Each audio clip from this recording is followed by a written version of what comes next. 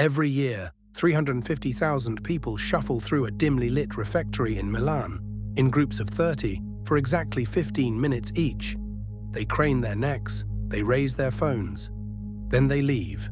They have been doing this for 5 centuries, looking at the most famous painting ever made. And in all that time, not one of them heard it. Because according to one Italian researcher who spent 3 years staring at what everyone else just glanced at, The Last Supper is playing music.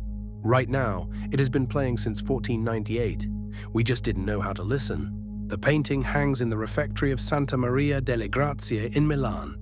It is enormous, nearly 9 meters wide, 4.5 meters tall. It covers an entire wall. Leonardo painted it between 1495 and 1498, commissioned by Ludovico Sforza, Duke of Milan. He used an experimental technique, tempera and oil on plaster, instead of true fresco. That choice would eventually doom the painting. It began deteriorating within decades of being finished. But in its original state, in the candlelight of a 15th century dining hall, what Leonardo created was something that had never existed before.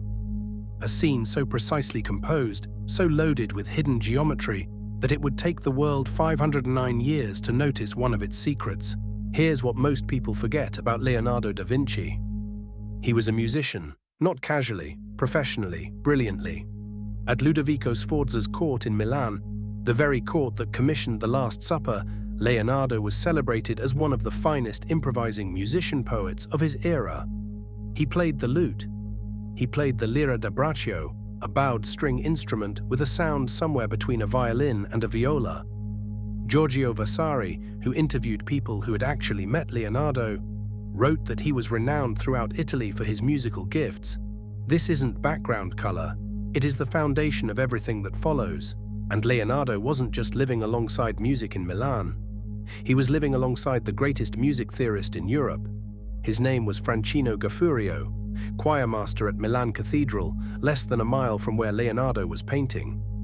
In 1492, while Leonardo was still designing The Last Supper, Gaffurio published Theorica Musicae, one of the defining texts on Renaissance musical notation. The two men knew each other personally. We know this because Leonardo drew Gaffurio's portrait. They almost certainly talked about pitch, about staff notation, about how sound and mathematics intersect. Whatever was encoded in that painting's geometry, Gaffurio's ideas were likely part of the conversation that made it possible. Fast forward to 2004. A musician and computer technician from southern Italy named Giovanni Maria Pala begins spending his evenings staring at high-resolution digital scans of The Last Supper. He is not a professor, not a Leonardo scholar. He is a trained musician who notices something that art historians have walked past for centuries. He works for 3 years, systematically, methodically, mapping every element of the painting against the logic of musical notation, using digital grid overlays on high-quality reproductions of the mural. In 2007, he publishes a book called La Musica Celata, The Hidden Music, with Schiera Editore in Milan. And the world briefly goes very still. Here is what Pala saw. Look at the tablecloth in The Last Supper, not at the figures, at the cloth itself. It has horizontal stripes running across its full width. Now look at the ceiling above the figures, beams also running horizontally. Pala identified these lines, textile and architectural, as a 5-line musical staff, the standard framework on which all Western music is written. 5 lines, 4 spaces between them, each position corresponding to a specific pitch. The tablecloth stripes aren't decoration, they are the stave. Embedded in the painting at a scale of nearly 9 meters wide, stretching almost the full length of a room, it has been sitting there since 1498, in plain sight, waiting for someone who knew how to read it. Now look at what sits on that staff, the bread rolls scattered across the table, the hands of Jesus and all 12 apostles. Each one, Pala argues, is a note. Their vertical position relative to the tablecloth lines determines their pitch, exactly as in standard Western notation. A hand resting higher on the staff means a higher note. A bread roll sitting lower means a lower pitch. There are 13 figures, each with 2 hands.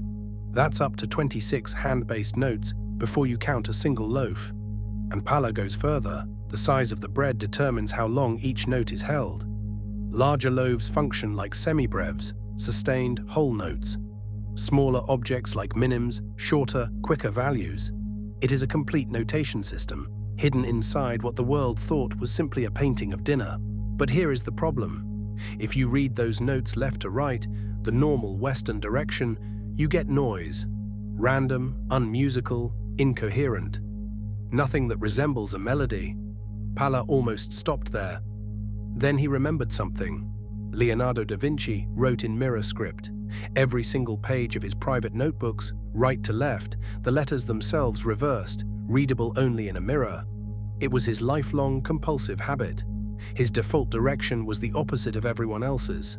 So Pala flips the reading direction. Right to left, the mirror key.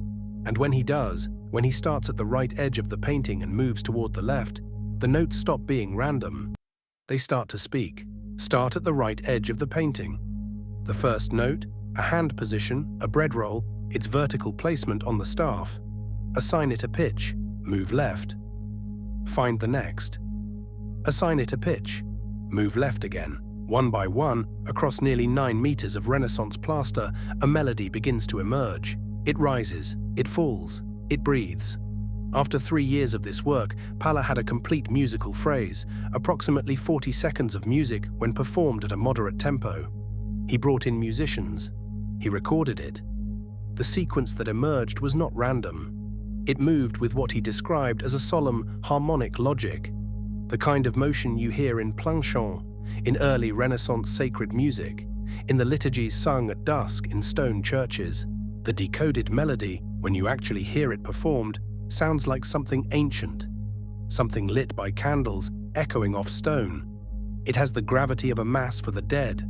Pala described it as resembling a solemn requiem or plain chant, music perfectly matched in mood and liturgical character to a depiction of the last night of Christ's life, the very night, according to Scripture, when he instituted the Eucharist, knowing that death was only hours away. If Leonardo hid music in this painting, he chose the right music. The tone is exactly right. The feeling is exactly right. It sounds, when you hear it, like something that was always meant to be there. And that, perhaps, is the most unsettling thing about it.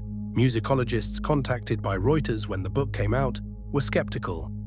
And the core objection is worth taking seriously. The painting contains many hands, many bread rolls, far more potential notes than Pala actually uses. His system requires him to choose which elements count as notes. That selection is not self-evident from the image. A different researcher, following the same stated rules, might choose different elements and produce a completely different melody. Critics note that with 13 figures and multiple loaves to choose from, the probability of finding some musical-sounding sequence by chance is not negligible. No peer-reviewed musicology or art history journal has validated Pala's methodology. The claim sits, as of today, in the category of provocative conjecture. Beautiful, possibly profound, but unproven. The human brain is extraordinary at finding patterns, whether or not the patterns were put there. And there is one more problem that no one can fully resolve. The Last Supper we see today is not entirely the painting Leonardo left behind. The most recent major restoration, completed in 1999 after 21 years of painstaking work and nearly $8 million, stripped away centuries of overpainting and amateur repair. The restorers worked from what they believed was original material, but 5 centuries of deterioration and repainting mean that some of what we see today, including potentially the precise positions of bread rolls and the exact placement of hands, may not be exactly where Leonardo put them. If the score exists, some notes may have moved. We may be listening to a melody that has been quietly, inadvertently edited.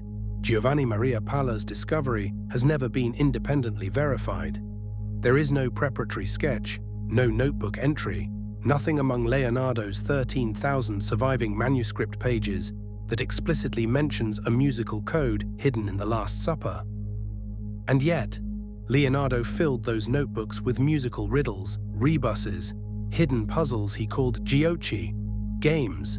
Hiding things in plain sight was not foreign to him. It was fundamental to him. So here is what we are left with. A 509-year-old painting, 9 meters wide, hanging in a dim room in Milan. A melody, 40 seconds long, that sounds like a requiem for someone who knew exactly what was coming. And a question that no one living can answer. Did Leonardo leave us a final note? Or did we write the music ourselves and hear in it exactly what we needed to hear?